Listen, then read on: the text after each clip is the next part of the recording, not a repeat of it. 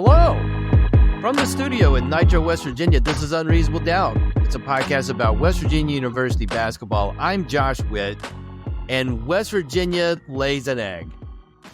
The radar goes up when it's a percentage of the fan base, but a lot of WVU social media was out in full force after that awesome day Saturday. What happened tonight doesn't take away from Saturday. But you come out of that weekend, Javon Small, Conference Player of the Week, National Player of the Week, and people think Javon Small's still not getting attention. And WVU back in the top 25 AP poll. And there's resume comparing. How is West Virginia only 23rd? And how do you follow up Jerry West Day? In this schedule, you follow it up with a 9 p.m. Tuesday night game against your bitter rival, the Arizona State Sun Devils. And you can't blame, no excuses, right? Obvious letdown spot. That you can see the letdown spots from a mile away. And coming off a Jerry West Day, that's a letdown spot. And West Virginia has done okay in letdown spots before. The one that came to mind, because West Virginia was down one, I don't know how. They were only down one at the half. And it reminded me of the Georgetown game, where West Virginia comes back from the Bahamas, 2-1, could have won the whole thing. That comes out of nowhere. They're riding high.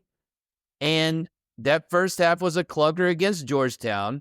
Tugger DeVries was still playing, and it wasn't Javon Small that got it going in the second half that turned it around. It was Tugger DeVries. And no Tugger tonight, and there wasn't a guy when Javon didn't have it, and Javon didn't have it tonight. There wasn't a guy that could step up. And what's up with these Arizona schools? It's snowing. It's like the polar opposite of, I'm assuming, what's happening weather-wise in the desert of Arizona. Maybe it's cold there. It's not 0 degrees like it is in Morgantown. And they're eating it up. Arizona comes in to town and blows us out of the water. And Arizona State had this game from the beginning. They are a good team. So in addition to for this being a letdown spot, you have an Arizona State team that's good. Josh, how can you tell me they're good? They came in this game losing 4 in a row. I've been using Cincinnati as the example. You can lose games in this conference. You can lose games in a row in this conference and still be good at basketball. I disagree with the take that Arizona State is not good at basketball. Did you see that 17-year-old? Did that look like a 17-year-old? The things he was doing on the court? Like, just absolutely a presence at the rim on defense and was running the court well. Like, I was impressed by that guy. He was a top 10 recruit in the country, and he's a freshman, but he's really good at basketball. And they came into this game, Arizona State, with a good resume as far as three-point shooting, and they got it up tonight. But their length killed WVU. West Virginia was minus 18 in rebounding, and that's the worst of the season. It was the worst of the season. And West Virginia, if Javon doesn't have it, and I don't know what's going on with Javon, 2 for 11 from the field. Javon's allowed to have a bad night, and I would argue this was his only bad night of the season. The first bad, overall, unequivocal bad night is 18 games into the season. All the things, and this was not Unreasonable Doubt a few days ago. This was the Javon Small podcast. And he deserved all the recognition from Saturday. Again, what happened tonight doesn't take away from that night or from that day, but he didn't have it. He was 0 for 8 from 3, and none of his shots, it looked like all of them were hitting the front of the rim. He did not have legs tonight. And what's crazy is that West Virginia was led in scoring by Javon Small tonight. That's, if you boiled it down to one thing, how did West Virginia lose this game? Is that Javon Small was 0 for 8 from 3, 2 of 11 from the field, and scored more points than any other Mountaineer. You can't do that and win. And yet West Virginia had this game within, 5? Under 4 minutes to play? Arizona State had answers all night. And this is, I would argue, I said Arizona State is good, but this might show up on the NCAA tournament resume as bad loss. But West Virginia, they were 4 for 29 from 3. And that's the worst of the season. Second worst was the Pitt game. So if Javon doesn't have it, somebody's got to step up. And Tucker wasn't there, and none of the guys had it. I mean, is it possible? Is it possible in one game that no one has it? Because who would you point to tonight and said, that guy was good tonight? It's tough sledding. Not that everybody played bad, but if you said this guy played good, it's a stretch for anyone. And so that's what it is. West Virginia. So in the expectations conversation, I think that cools the Jets on, hey, West Virginia should be higher ranked and Javon Small should get more recognition. But I'm buying WVU stock. If you want to sell it off of that performance, I'll buy what you're selling. And if you want to sell your Javon Small stock, I'm here to.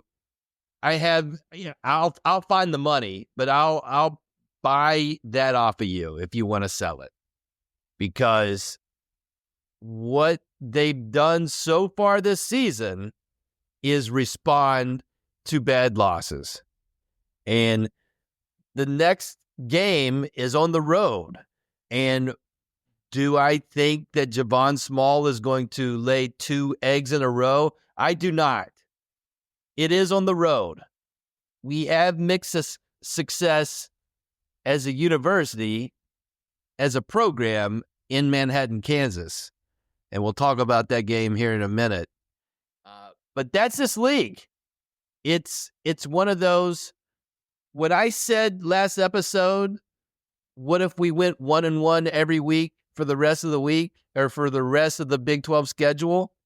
I wasn't saying that literally, but you could take 1-1 weeks against anybody in this conference. Maybe Oklahoma State is, and maybe Colorado, who you already have behind you and have wins. Maybe those are spots on the schedule we say that's a win.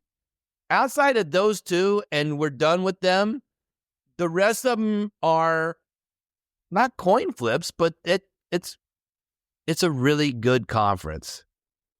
And all of a sudden, losing to Arizona State, now you go on the road for just the one game in Manhattan, Kansas. Then you come back and face the Monstars Houston Cougars. You get them in Morgantown, maybe a revenge game. I'm sure they'll be up for that game. But that's another really good team coming to your house. And then 2-game road trip against Cincinnati, who's now won a couple of games in the conference, and then You play TCU, who went to Baylor and beat them. So even TCU, who I couldn't name one guy that's on their team, but they're really good at defense, and they are going to be a problem. West Virginia's always struggled on that stupid-looking court. So all of that stuff stands as far as it can get away from you fast. What I'd say is awesome day Saturday. All of the bad got released tonight against a good Arizona State team. And it puts a little bit of pressure on this team to respond as they have all season in the next one. Because if you lose that one, then you could, not only could you look at 3 losses in a row, you could look at 5 in a row. And I don't think that's going to happen, but let's say it does. It doesn't negate West Virginia being a good team. They're really good, but you can absolutely see how it can get away from you in this conference. I don't think it's going to happen, but you can see it. Unreasonable Doubt is under the Smoking Musket umbrella. Go to smokingmusket.com. Read posts about WVU sports, Daily Throwdown. Check that out. Go to the Discord. We're talking about WVU sports and other stuff on the Smoking Musket Discord. Link for that is in the show notes. Listen to West by Pod, the WVU football podcast under the Smoking Musket umbrella. Do all that stuff. Smoking Musket. How'd you like that 9 p.m. home game?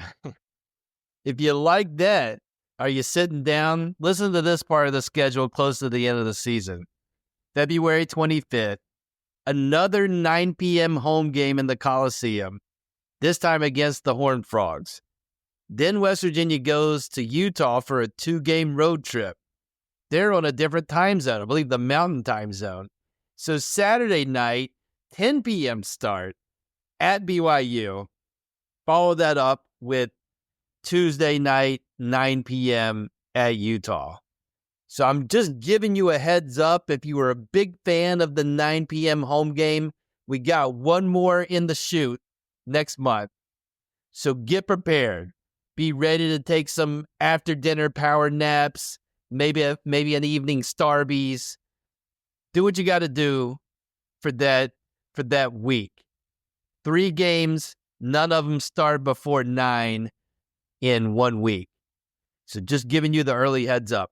Let's do a quick update on the women's side. Last time we checked in on them, they had lost their Big 12 opener.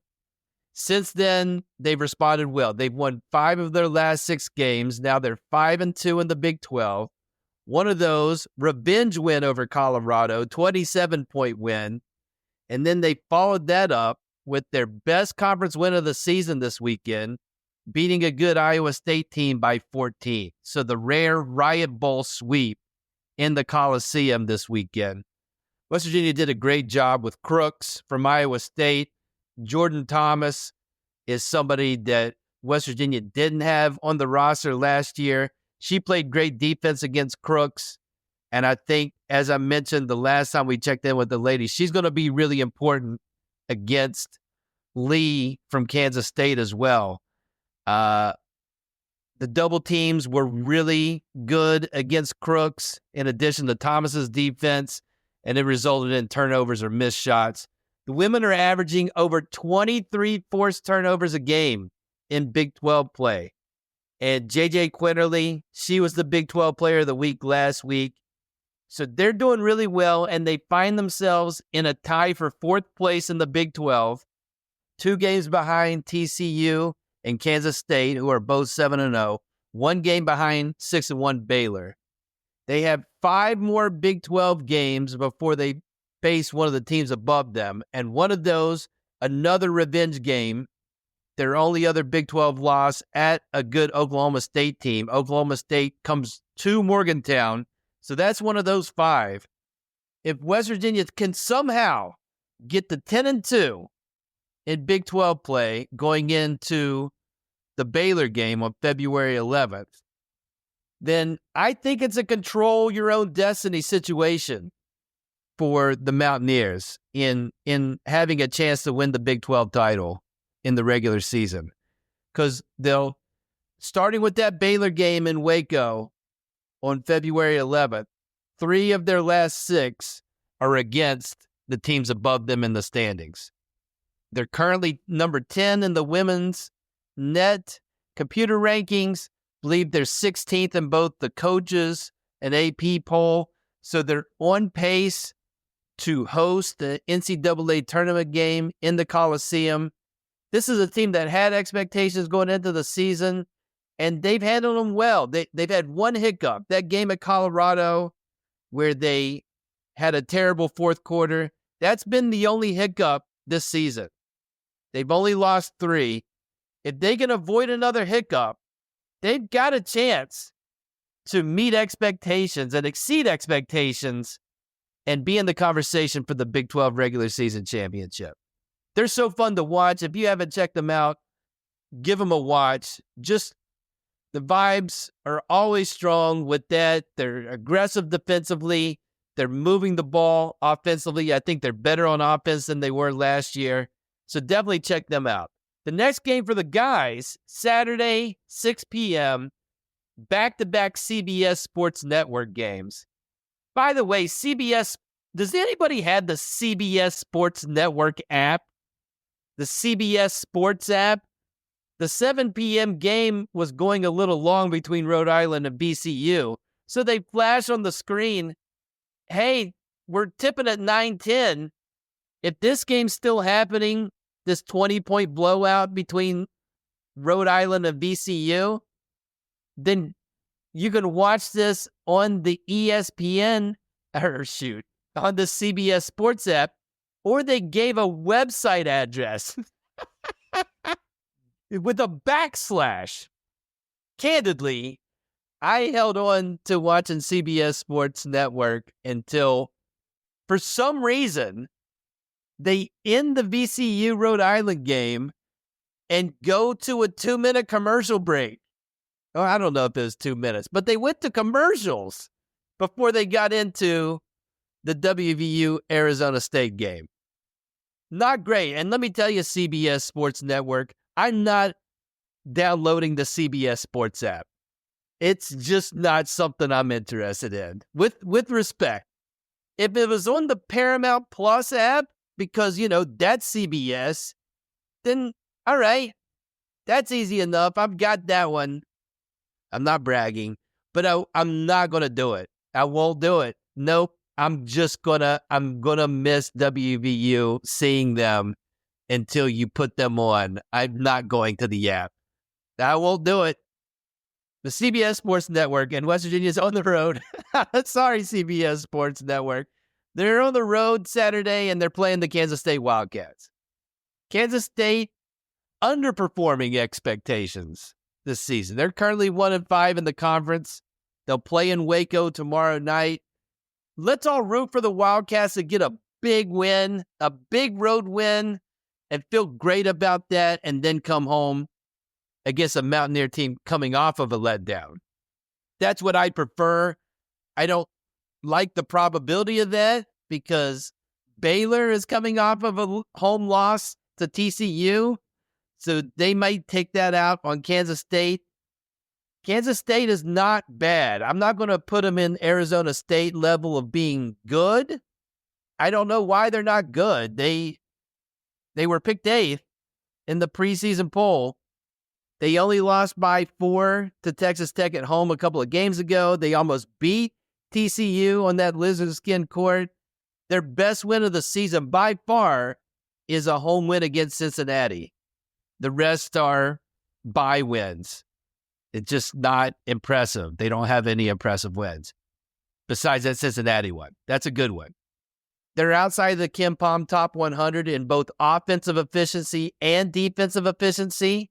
They're not great at defending the 3. They're not good at the free throw line. But if they lose at Baylor, then they'll come into this one losing 6 in a row and desperate for a win. I don't want that. That's the most likely scenario that WVU is facing. This is only go to Kansas State, play that game, and come back home. West Virginia is 4-0 after a loss this season. And you don't have to, I can't hear you when you answer this, but do you think Javon Small is going to go 2 for 11 in back-to-back games? I'll leave that to my imagination what your answer is there. But it's a road game, and road games are difficult. That's it for this episode of Unreasonable Doubt. Listen on all the platforms or just pick one: Apple Podcasts, Spotify Podcasts, Overcast Podcasts, Pocket Cast Podcast, YouTube. Until next time, I'm Josh Witt. WVU for the 2024-2025 season, they have 13 wins and they have 5 losses.